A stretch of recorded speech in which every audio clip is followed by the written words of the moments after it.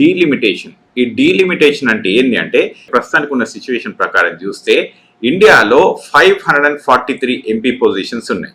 వీటి నంబర్ పెంచాలి. ఎంత అంటే 815 నుంచి 850 మధ్యలో పెంచాలని చెప్పి ఒక కాన్సెప్ట్ తీసుకొచ్చింది ప్రభుత్వం. అయితే ఇది ఏ బేసిస్ మీద తీసుకొచ్చింది, మరి తీసుకురావడం అనేది ఎంతవరకు కరెక్ట్ అని అంటే, ఇంతకంటే ముందేమో పాపులేషన్ ప్రకారం తీసుకొద్దాం అనుకున్నారు, which is going to be disaster. ఎందుకు డిజాస్టర్ అని చెప్తా ఉన్నానంటే, సౌత్ ఇండియా కనుక చూస్తే అసలు చాలా well developed. When you compare with north, మన బీహార్ అటు ఉత్తరప్రదేశ్ అవి పోయి చూసినాం అనుకో, అదో 50 ఏళ్ళు వెనకకుండా అవి ఇంకా కూడా పాము కూడా వాళ్ళని తీసుకుపోయి నల్లో కట్టేసి పోతుందని చెప్పి అట్లాంటి ప్లేసులలో పెడితే చనిపోయారు జనాలు. అట్లాంటి మూఢనమ్మకాలు విపరీతంగా ఉంటాయి. ఇక ఎంత మూఢనమ్మకాలు అంటే పిచ్చి పిచ్చి పరాకాష్ట అనమాట. అట్లాంటి మూఢనమ్మకాలు ఉంటాయి. అట్లాగే వాళ్ళ ఎడ్యుకేషన్ చూస్తే ఇప్పుడు ఉత్తరప్రదేశ్లో చూస్తేనే ఒక 5 కోట్లు 6 కోట్ల మంది అసలు ఇల్లిటరేట్స్ ఉంటారు. ఇంకా అట్లాగే బీహారు, మధ్యప్రదేశ్, రాజస్థాన్ ఈ ఏరియాస్ అన్ని కూడా మొత్తం కులబొడిచినట్టే. ఒకటే ముచ్చట చెప్పాలంటే మొత్తం బేకార్ స్టేట్లు, అసలు 1 రూపాయి కూడా పనికిరారు వీళ్ళంతా. ఉల్టా వాళ్ళకి మనమే పైసలు ఇవ్వాలి, అలా జాగాలంటే మనమే పైసలు ఇవ్వాలి. సౌత్ ఇండియా నుంచి ఈ సౌత్ ఇండియాలో ఇప్పుడు ఏంది, మనం తెలంగాణ, ఆంధ్రప్రదేశ్, కర్ణాటక, తమిళనాడు, కేరళ ఈ 5 రాష్ట్రాలు కలిపి ఆల్మోస్ట్ 35% కాంట్రిబ్యూట్ చేస్తాయి, జీడిపికి కాంట్రిబ్యూట్ చేస్తాయి. సరే ఇవన్నిట్లు చేసినాం. ఇవన్నిట్లు చేసిన తర్వాత ఇప్పుడు ఏమైతుంది అంటుంటే, పాపులేషన్ ప్రకారం పోదాం అనుకుంటే అట్లా కుదరలేదు. కాబట్టి ఇప్పుడు ఏం చేసినంటే 50% అన్నిటికి పెంచేద్దాం. అంటే ఇప్పుడు 10 సీట్లు ఉంటే 15 సీట్లు చేసుకోవడం అనమాట. అట్లయితే ఏమన్నట్టు అది ఒక 50% పెంచుకున్నట్టు. సో అట్లా కాకుండా ఇంకొకటి ఏం చేస్తున్నారు అంటే ఈ ప్రపోర్షనాట్ కాకుండా ఈ ప్రపోర్షనాట్ ఎందుకు పెంచుతున్నారు అంటే ఉమెన్ రిజర్వేషన్ ఇవ్వడానికి. ఉమెన్ రిజర్వేషన్ ఇప్పుడు ఇంటి ఇయ్యరాదా, ఈ పద్ధతి ప్రకారం ఇయ్యరాదా? కానీ ఇవన్నీ మసబూసి మారడిగాయ చేసే పనులు. ఎవరు అంటే ఏకంగా కేంద్ర మంత్రులు మొత్తం పార్లమెంట్నే మాట్లాడుతూ ఉంటారు.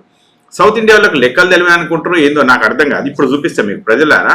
మనం ఏదైనా చేస్తున్నాం అన్నప్పుడు స్టాటిస్టిక్స్ చాలా ఇంపార్టెంట్. స్టాటిస్టిక్స్ తెలియకుండా మనం మాట్లాడదు. ఇప్పుడు అసలైన స్టాటిస్టిక్స్ ఏంటో మీకు చూపిస్తాను. నిన్న కేంద్ర మంత్రి అమిత్ షా గారు ఏం మాట్లాడుతూ ఉంటారు ఇక్కడ అంటే, ఇగో ప్రపోజ్డ్ ఫిగర్స్ అంటే ప్రస్తుతానికి ఉన్న ఫిగర్స్ ఏమున్నాయి, ప్రపోజ్డ్ ఫిగర్స్ ఏమున్నాయి అని చెప్పి కనుక చూసుకుంటే, ప్రస్తుతానికి మనకి ఇప్పుడు సీట్లు కర్ణాటకలో 28 ఉన్నాయి, రైట్, ఆంధ్రప్రదేశ్లో 25 ఉన్నాయి, తెలంగాణలో 17 ఉన్నాయి. కొత్త నంబర్స్ ప్రకారం 50% పెంచుకుంటా పోతే ఇక ఈ లిమిటేషన్స్ ప్రకారం వస్తాయి. అంటే మనకు ఒక 7-8 సీట్లు వస్తాయి. ఇటు ఓకే 26 అయితే తెలంగాణకి, రైట్. అట్లాగే ఆంధ్రప్రదేశ్ 25 ఉన్నాయి కదా, ఓ 12-13 వేస్తే 28 38 అవుతాయి. ఇక కర్ణాటకలో 28 42 అవుతాయి, ఎందుకంటే ఒక 14 పెరుగుతాయి కాబట్టి. సో ఈ లెక్క ప్రకారం వీళ్ళు చూపిస్తా అన్నారు. అట్లాగే తమిళనాడులో కనుక చూస్తే 39 నుంచి 59 అవుతాయి, ఓకే. అట్లాగే కేరళలో కనుక చూస్తే 20 నుంచి 30 అవుతాయి. ఇట్లా ఈ ప్రపోర్షనాట్లుగా వాళ్ళు పెంచుకుంటా పోతా ఉన్నారు. టోటల్గా ఇప్పుడున్న సీట్లు 129 అయితే ఇవి 195కి పెరుగుతున్నాయి. ఇదంతా ఈడి దాకా అంతా ఓకే ఉంటుంది. మనకు 129 ఉంటే 195 దాకా ఉన్నది చూసిండ్రా. This is all perfect, we have no problem with this. ఇది చూడండి ప్రజలారా, ఈ స్టాటిస్టిక్స్ వేసుకొని చూపించుకొచ్చింది నేను. ఇప్పుడు మనకు ప్రస్తుతానికి టోటల్ సీట్స్ మనకు సౌత్ ఇండియాలో ఎంత ఉన్నాయి, 129 ఉన్నాయి. మొత్తం నార్త్ ఇండియా ప్లస్ అదర్స్ ఎంత ఉన్నాయి, 414 ఉన్నాయి. So this total is becoming 543 ఈ లెక్క ప్రకారం వస్తుంది. అయితే ప్రపోజ్ సీట్స్ మనకు సీట్లు తగ్గుతలేవు, కరెక్టే. సీట్లు తగ్గినాయని మనం కూడా అంటలేము. ఇప్పుడు నార్త్ ఇండియా కూడా తగ్గలేదు, అవును కరెక్టే, వాళ్ళకు కూడా తగ్గలేదు. మనకు ఇప్పుడు 66 సీట్లు మనకు గెయిన్ అవుతున్నాయి, అవును ఇక్కడ కూడా కరెక్టే. అయితే ఇక్కడ చూడండి, నార్త్ ఇండియాకి 207 గెయిన్ ఉంది. అంటే ఇంత గెయిన్ ఉంది. ఇప్పుడు ఎంత ఉంది అంటే మనకు 66 వస్తే వాళ్ళకు 207. పర్సంటేజ్లలో తేడా లేదు. ఇప్పుడు ప్రస్తుతానికి ఉన్న షేర్ ఇప్పుడు 23% మనకుంటే 76% వాళ్ళకుంటే ఇది ఇంతే ఉంటది. పెరిగిన షేర్ కూడా ఫ్యూచర్ లో ఇది ఇంతే ఉంటది. ఎంత అంటే 23% మనకు, 76% వాళ్ళకు. ఈ షేర్ పర్సంటేజ్ షేర్ మారదు. అయితే వాళ్ళు ఏం చూపిస్తారంటే, ప్రభుత్వం ఇది చూపిస్తుంది, మేము ఏం షేర్ పర్సంటేజ్ మారుస్తలేము, మేము ఏం చేస్తలేం కదా అని అంటారు. సీట్లు అందరికి పెంచుతున్నాం, సీట్లు పెంచుతున్నాం అంటారు, పర్సంటేజ్ పెంచుతున్నాం, పర్సంటేజ్ సమానమే పెరిగింది కదా అని అంటారు. కానీ అబ్సల్యూట్ గెయిన్ లో ఇక్కడ వస్తుంది తేడా. ఎంత వస్తుంది అంటే 66 నుంచి 207, అంటే 1:3 రేషియోస్. అంటే వాళ్ళు మనకంటే 3 రేషియోలు ఎక్కువ పెరుగుతారు. మరి ఇంతకంటే ముందు లేదా ఈక్వల్ రేషియోస్ అంటే, ఇంతకంటే ముందు ఉన్నదానికి ఇప్పుడున్న దానికి తేడాలు ఈ ప్రపోర్షనేట్లా కనిపించిన ప్రజలారా. మీకు 129 నుంచి 400కి 1:3 రేషియో ఉండదు. ఎంత ఉంటుంది అంటే 1:2.5 వరకు అట్లా వస్తుంది. ఇప్పుడు డీలిమిటేషన్ ప్రాసెస్ లో కరెక్ట్ సీట్లు మనకు 129, వాళ్ళకు నార్త్ ఇండియా వాళ్ళకు 414. ఓకే, ఇక్కడ ఇంటర్ప్రిటేషన్ ఏం లేదు, ఎందుకంటే ప్రస్తుతానికి ఉన్నది కాబట్టి. ప్రపోజ్ సీట్స్ మనకు 190 అయితే వాళ్ళకు 621. సో గ్యాప్ ఎంత పెరిగింది? ఆల్మోస్ట్ ఒక 400 సీట్ల దాకా పెరిగింది గ్యాప్, అవునా? సో తర్వాత రిలేటివ్ గా మనకు వాళ్ళకి పర్సంటేజ్ ఏంటంటే రిలేటివిటీలో కూడా తేడా లేదు, 1.5% తేడా అంతే ఉంటుంది. వాళ్ళకు 1.5, మనకు 1.5. సో అందరు ప్రభుత్వాలు అందరు ఇంకా వాళ్ళ సపోర్టర్స్ చెప్పేది ఏంటంటే ఈ నంబర్ చెప్తారు, దేర్ ఈజ్ ఓన్లీ 50% ప్రపోర్షనాలిటీ, అందరికి పెరిగినాయి మీకు పెరిగినాయి ఎవరికి తగ్గలేదు అని చెప్తారు. కానీ ఇది కాదు, అక్కడ అబ్సల్యూట్ డిఫరెన్స్ చూడాలి. స్టాటిస్టిక్స్ లో ఎప్పుడైనా ఇట్లాంటి నంబర్స్ చాలా వెరైటీగా పనిచేస్తాయి. ఎంత వెరైటీగా పనిచేస్తాయి అంటే ఒక్కొక్కసారి రేషియోస్ లో, పర్సంటేజ్ లో, లైక్లీహుడ్ లో అట్లాంటి చాలా చాలా తేడాలు అంటే ఆ తేడాలు మనం ఖచ్చితంగా గుర్తుపట్టాలి. ఎందుకంటే స్టాటిస్టిక్స్ ఇవి తెలియకపోతే మనం బాగా లాస్ అవుతా ఉంటాం అనమాట. ఎందుకు లాస్ అవుతా ఉంటాము అంటే అసలు ఏది ఎట్లా పని చేయాలో అట్లా పని చేయదు. మనం ఏం ప్రపోర్షనాలిటీ యూజ్ చేయాలో ఆ ప్రపోర్షనాలిటీ కాకుండా పక్కకు చూపిస్తే అందరికీ ఇది కరెక్టే కదా అని అంటారు. కానీ అది కాదు. ఇక్కడ చూడండి మళ్ళీ ఒకసారి. ఇప్పుడు దీంతో ఏమైంది అంటే ఈ రేషియోస్ లో కనుక చూస్తే north is gain 3.1 times more additional absolute numbers. మనకంటే వీళ్ళ నంబర్ చాలా ఎక్కువ ఉంటుంది. ఈ నంబర్ ఇంత ఎక్కువ ఉండటంతోటి మనకు బార్గెనింగ్ కెపాసిటీ, బార్గెనింగ్ మనం చేయడానికి ఉండదు. బార్గెనింగ్ చేయడానికి ఉండదు అంటే వాళ్ళ సీట్లతోటి వాళ్ళకి సరిపోతాయి. ఈ 400 సీట్లు ఏవేవి ఉన్నాయో ఇప్పుడు పెరిగిన సీట్లు ఉంటే చూసిందా, ఈ పెరిగిన సీట్లతోటి వాళ్ళు నార్త్ వాళ్ళు ముందరికి వెళ్ళిపోతారు. మన దగ్గర ప్రధానమంత్రి ఎవడు అట్లాంటి ఏమన్నా అవుడు అంటే ఇక బాగా కష్టమవుతుంది. ఇక రాష్ట్రపతులు కూడా కారు, మన దగ్గర నుంచి ప్రధానమంత్రులు కూడా కారు. తర్వాత ఇంకొకటి చూపిస్తారు. ఇప్పుడు వీళ్ళు ఏం చూపిస్తారంటే పర్సంటేజ్ కనుక చూస్తే సేమ్ పర్సంటేజ్ చూపిస్తారు. తర్వాత ఇంతకంటే ముందు ఇప్పుడు సేమ్ పర్సంటేజ్ చూపిస్తారు. కనుక అందులో కూడా తేడా ఏం కనిపించదు. షేర్ ఇక చేంజ్ ఇన్ షేర్ అంటే ఇది కూడా 0.1% ఉంటుంది. ఇది కూడా తేడా ఏం చూపించదు, ఇది సేమ్ లెవెల్లో చూపిస్తుంది. కానీ లైక్లీహుడ్ రేషియోస్ మళ్ళీ ఒకసారి చూడండి. మనకు 0.63 అయితే వాళ్ళకు 3.14. Okay, so north 3.14 times more likely to gain additional seats in compare with the south. అంటే వాళ్ళు మనకంటే 3 రెట్లు ఎక్కువ పర్సంటేజ్ లో గ్రోత్ వస్తుంది. వాళ్ళకు ఎక్కువ times, more times 3.1 times more వాళ్ళకి కెపాసిటీ ఉంటుంది. అయితే ఇంత కెపాసిటీ ఉంటే ఏమవుతుంది మరి? దీనివల్ల ప్రాబ్లం ఏమొస్తుంది అంటే బార్గెనింగ్ కెపాసిటీ మనకు ఉండదు కదా. మనకు ఫ్యూచర్లో మనం ఏమైనా కోరుకుందామంటే కోరుకోవడానికి అసలు వీలే కాదు. ఇప్పుడు నేను మీకు చెప్పినట్టు ఈ నంబర్స్ అన్నీ అసలు వీళ్ళు కిందికి మీదకి చేసేస్తారు. ఇది ఇక్కడనే ఆగదు, ఫ్యూచర్లో కూడా ఇదే అవుతుంది. ఫ్యూచర్లో కూడా ఇదే అయితే ఏమవుతుందంటే మళ్ళీ మన నంబర్ల కంటే వాళ్ళ నంబర్లు పెరుగుతాయి. ఎందుకు పెరుగుతాయి అంటే వాళ్ళ దగ్గర ఎడ్యుకేషన్ లేదు, సరిగ్గా ఎంప్లాయ్మెంట్ లేదు, అసలు ఏమీ సరిగ్గా ఉండదు. ఏం సరిగ్గా ఉండకపోతే అక్కడ పిల్లలు ఇష్టం వచ్చినట్టు పుడతా ఉంటారు, అంత అయితే ఉంటుంది. మనకేమో మన వాళ్ళేమో ఇంకా వెరీ వెల్ డెవలప్డ్ ఉంటారు. మీకు ఒక విషయం చెప్తాను, మన కింద నుంచి వద్దాం. కేరళ నుంచి కనుక చూస్తే చాలా మంది నర్సులు వీళ్ళు వాళ్ళు అసలు దుబాయ్ అంతా వాళ్ళే కవర్ చేసారు. ఒకటే మాట చెప్పాలంటే అంటే మిడిల్ ఈస్ట్ అంతా కవర్ చేసేసిండ్రు వాళ్ళు నర్సులు. వాళ్ళు ఇప్పుడు మనకు ఇంగ్లాండ్ ఆ ఏరియాలో కూడా చాలా త్రూఅవుట్ ద వరల్డ్ వాళ్ళు చాలా ఎక్కువ ప్లేస్లలో ఉంటారు. ఇక మనం దాని నుంచి కొంచెం తమిళనాడుకు వద్దాం. తమిళనాడుకు వస్తే అసలు మీ Tamil Nadu is the #1 industrial sector in the whole country. అట్లాంటప్పుడు ఆ స్టేట్ తోటి కంపీట్ అయ్యేంత కెపాసిటీ వేరే ఏ స్టేట్కి లేదు, అవునా? వాళ్ళు కూడా ఐటీలలో ఉన్నారు, అన్నిటిలో ఉన్నారు. బట్ ఇంకా ఇండస్ట్రియల్ సెక్టార్లో మాత్రం వాళ్ళు చాలా అద్భుతంగా ముందుకున్నారు. వాళ్ళకంటే కొంచెం పైనకి వద్దాం ఆంధ్రప్రదేశ్. సరే, ఆంధ్రప్రదేశ్లో కనుక చూస్తే అసలు వాళ్ళ పంటలు, పొలాలు, బిజినెస్లు విపరీతంగా ఉంటాయి ఆంధ్రప్రదేశ్కి, అందులో డౌట్ ఏం లేదు. ఇక ప్లస్ మనకి ఇక్కడ చూస్తుంటే యుఎస్లో కనుక చూస్తుంటే ఇక విపరీతంగా ఉంటారు. ఇక అమెరికాలో మస్తు మంది ఉంటారు, మస్తు పైసలు ఉన్న వాళ్ళు ఉంటారు. Same thing with our Telangana. ఇక తెలంగాణ నుంచి అయితే ఇప్పుడు గలికో ఇద్దరు పుట్టినరు అసలు అమెరికాలోనే, అట్లా తయారైపోయింది ఇప్పుడు. సో అంటే అటు కర్ణాటక చూసుకుంటే మనకు బిజినెస్ హబ్, ఐటీకి ఇండియాలో బిజినెస్ హబ్ ఏదైనా ఉంది అని అంటే అది కర్ణాటక. సో ఇంత డెవలప్డ్ ఉన్న స్టేట్ మనం వెరీ వెల్ కంట్రోల్ చేస్తూ ఉన్న సిచ్యువేషన్లో వీళ్ళు తీసుకొచ్చి మనకంటే అబ్నార్మల్ లెవెల్లో వాళ్ళ నంబర్స్ పెంచుకుంటూ పోతా ఉంటే మనకు రిలేటివ్ అబ్సల్యూట్ నంబర్స్ ఉంటాయి చూసినా అవి మొత్తం వాళ్ళతో కంపారిజన్లో మనకు బాగా తక్కువ ఉంటే బార్గెనింగ్ కెపాసిటీ, మళ్ళీ చెప్తున్నాను గుర్తుపెట్టుకోండి, మన బార్గెనింగ్ కెపాసిటీ మనకు చాలా తక్కువ ఉంటుంది. అంటే మన మాటకి విలువ తగ్గిపోతూ ఉంటుంది, ఎందుకంటే మన నంబర్స్ తక్కువ ఉంటాయి కదా.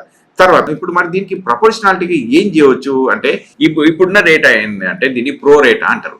ప్రో రేటా అంటే ఇప్పుడు గవర్నమెంట్ ఏం చెప్పింది అంటే అందరికి 50% పెంచేద్దాం బై, ఇదే లెక్క ప్రకారం అయితే ఈజీగా ఉంటుంది, ఇక అందరూ హ్యాపీగా సాటిస్ఫై అయిపోతారు, ఎట్లా వాళ్ళు అట్లా ఉంటారు. సౌత్లో వాళ్ళు 25% షేర్ ఉంటుంది కదా, ఇప్పుడు కూడా అంతే ఉంటుంది, పెద్ద తేడా ఏముండదు అంటారు.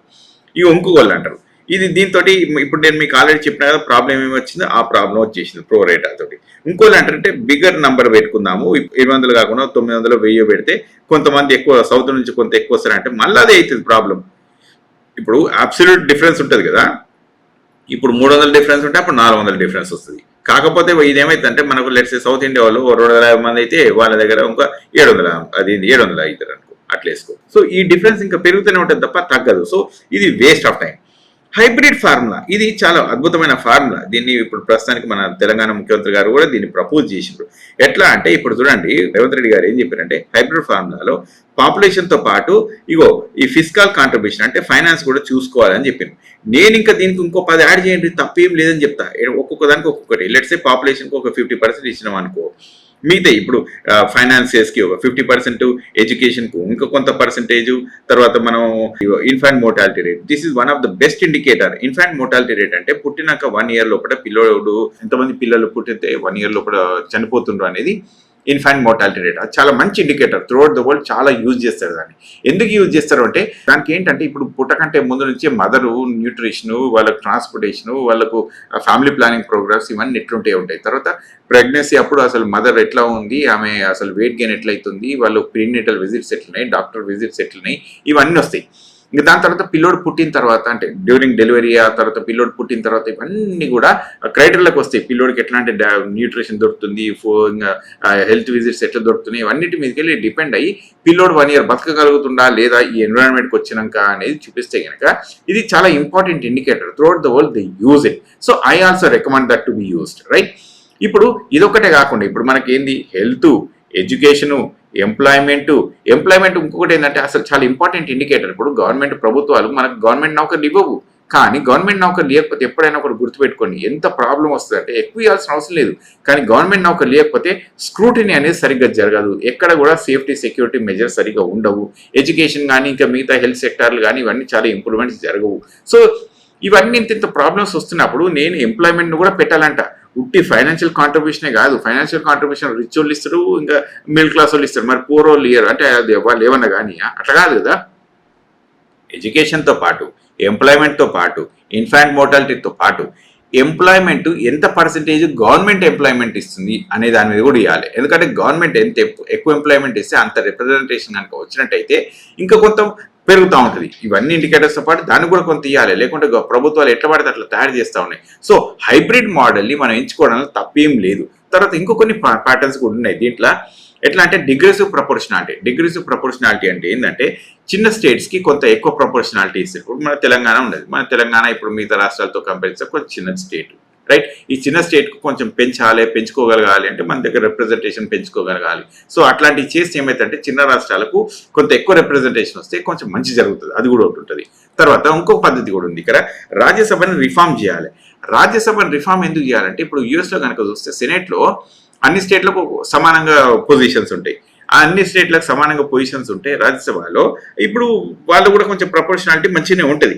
అట్లా చేస్తే ఇప్పుడు మనం కనుక చూస్తే ఆల్రెడీ ఉత్తరప్రదేశ్లో చూస్తే ప్రస్తుతానికి 80 సీట్లు ఉన్నాయి, రాజ్యసభ సీట్లు కూడా 15-20 ఉంటాయి అక్కడ. సో సబ్జెక్ట్ టు కరెక్షన్ పెద్ద నెంబర్ ఉంటుంది. ఇట్లా కాకుండా వీళ్ళకి రాజ్యసభ సీట్లు కొంచెం తగ్గించవచ్చు, తప్పేముంది. ఇప్పుడు లోక్సభకు ఆల్రెడీ ఎంటర్ అయ్యారు, రాజ్యసభలో మిగతా స్టేట్లలో మిగతా వాళ్ళకు కొంత ఈక్వల్గా పెంచుకోవచ్చు, అది కూడా ఉంది కదా. తర్వాత ఇప్పుడు మినిమం సీట్ గ్యారంటీ అనేది ఉంటుంది. ఈ మినిమం సీట్ గ్యారంటీ అనేది దీనికి అమెండ్మెంట్స్ చేయాలి, ఇదంతా కొంత కష్టం అయితే ఉంటుంది. కానీ ఇప్పుడు ప్రస్తుతానికి ఉన్న సిచ్యువేషన్ అయితే నేనేం చెప్తాను అంటే హైబ్రిడ్ ఫార్ములాలో 10 టాపిక్లు వేయొచ్చు. 10 టాపిక్లు వేసి ఒక్కొక్క దానికి ఒక్కొక్క పర్సంటేజ్ లెక్క తీసుకొని పోయి మనం దీన్ని పెంచుకుంటా పోవచ్చు. సో దీన్ని చేసినట్టయితే ప్రభుత్వాలు కానీ ప్రజలు కానీ ఒక సమన్వయంగా నడుస్తారు. సమన్వయంగా నడవాలంటే ఇట్లాంటివి చేస్తేనే అది బాగుపడుతుంది, లేకుంటే కొంచెం కష్టమవుతుంది. సో డీలిమిటేషన్ వల్ల ప్రస్తుతానికి సౌత్ ఇండియాకి నష్టమే తప్ప లాభం అనేది లేదు. మీకు ఆల్రెడీ చూపించాను, అబ్సల్యూట్ పర్సంటేజ్లో మనం బాగా వెనుకబడి ఉన్నాము. ఇది ఒకసారి చూడండి ప్రజలారా, అబ్సల్యూట్ నంబర్స్ అంటే ఇక్కడ ఉంటుంది చూసిందా, 3:1 టైప్లో మనకు లాస్ నడుస్తూ ఉంది. ఇంతకంటే ముందు లేదా అంటే ఇంతకంటే ముందు కూడా ఉంది, కానీ ఇక ముందు కూడా అదే కంటిన్యూ అయ్యి ఇంకా మనకంటే ఎక్కువ కంటిన్యూ అవుతుంటే మాత్రం మనకు నష్టం జరుగుతుంది ఇది. ఎందుకంటే మన ప్రపోర్షనాలిటీ తక్కువ, మన నంబర్ తక్కువ, మన చూయించుకైన కెపాసిటీ తక్కువ, మనకు బలం తక్కువ, మన బార్గెనింగ్ కెపాసిటీ కూడా తక్కువ అయిపోతుంది.